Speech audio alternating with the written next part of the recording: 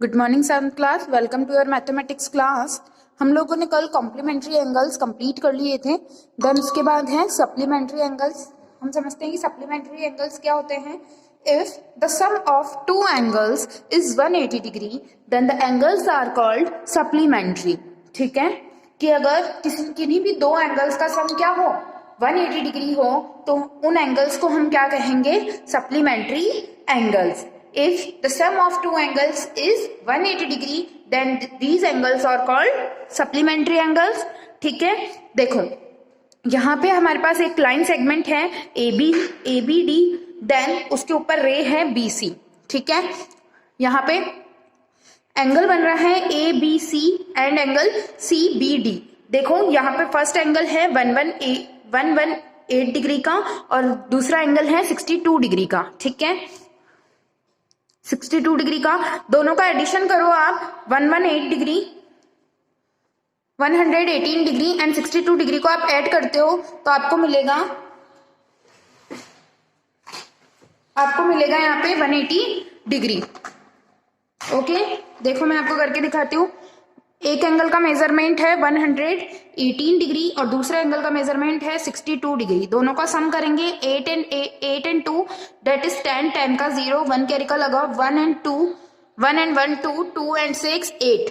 ठीक है, और ये 1 एज इट इज, तो 180 डिग्री। तो दोनों एंगल्स का सम क्या हुआ 180 डिग्री। तो इन दोनों एंगल्स को हम क्या कह सकते हैं, angle ABC and angle CBD। तो इन एंगल्स को हम कह सकते हैं these angles are supplementary to each other. ठीक है, देन उसके बाद देखते हैं example. If two supplementary angles are in ratio 1:2 then find the angles. अगर दो सप्लीमेंट्री एंगल्स हैं, उनका रेशियो क्या है 1:2, तो आपको फाइंड आउट करना है कि एंगल्स क्या होंगे। जो फाइंड आउट करना होता है उसे हम एक्स लेट कर लेते हैं। let the angle is angle, first angle और सेकंड एंगल मानना पड़ेगा क्योंकि दो एंगल है आपके पास यहाँ पे। तो let first angle is x। ठीक है, ओके। अच्छा, ये 1:2 के रेशियो में है तो सेकंड एंगल क्या हो जाएगा, सेकंड एंगल इज 2x। अच्छा, एंगल है तो डिग्री भी आपको लगानी पड़ेगी यहाँ पे, तो x degree and 2x degree. ठीक है, अब आपसे पूछा है कि एंगल्स का मेजरमेंट फाइंड करना है आपको, मींस x का मेजरमेंट फाइंड करना है। तो अगर ये सप्लीमेंट्री एंगल्स होंगे तो इनके एंगल्स का मेजरमेंट, इनके सम का मेजरमेंट कितना होगा 180 डिग्री। तो मैं इनका सम करती हूँ, x degree plus 2x degree is equals to 180 degree, 3x degree is equals to 180 degree. तो x degree is equals to 180 degree divided by 3, तो x degree is equals to 60 degree. 3 1 जा 3 6 जा 18, तो मैंने 3 से कट डाउन किया इसको तो 60 आ गया मेरे पास। तो x की वैल्यू क्या हो गई 60 डिग्री, मतलब फर्स्ट एंगल क्या होगा हमारे पास 60 डिग्री।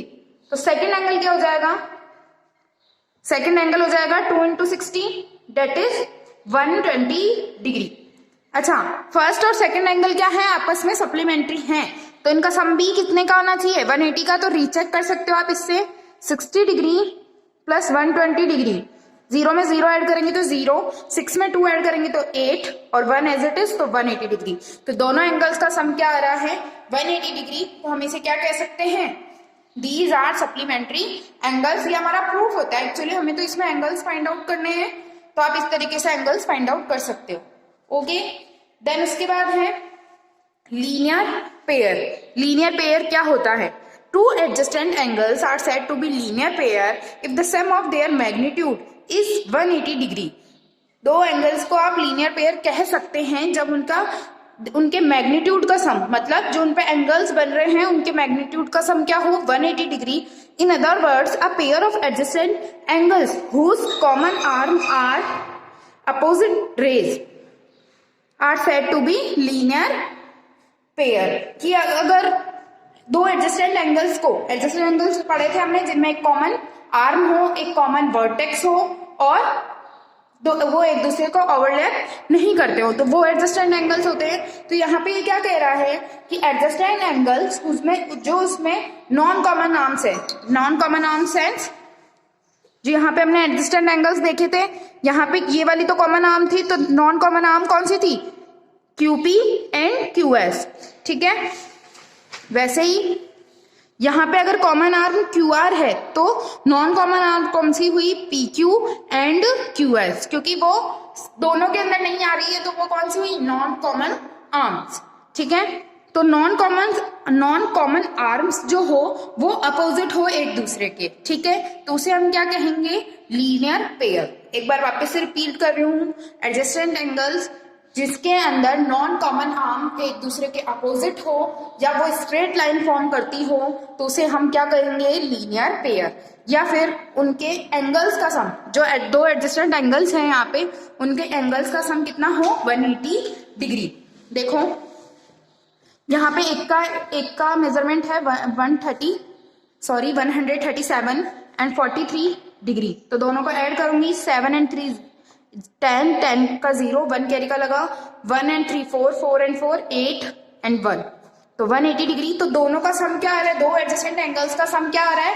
180 डिग्री। तो हम उस लाइन को क्या कहेंगे? उन एंगल्स को क्या कहेंगे? Linear pair. तो यहाँ पे हम कह सकते हैं PQR and RQS are form a linear pair, ठीक है।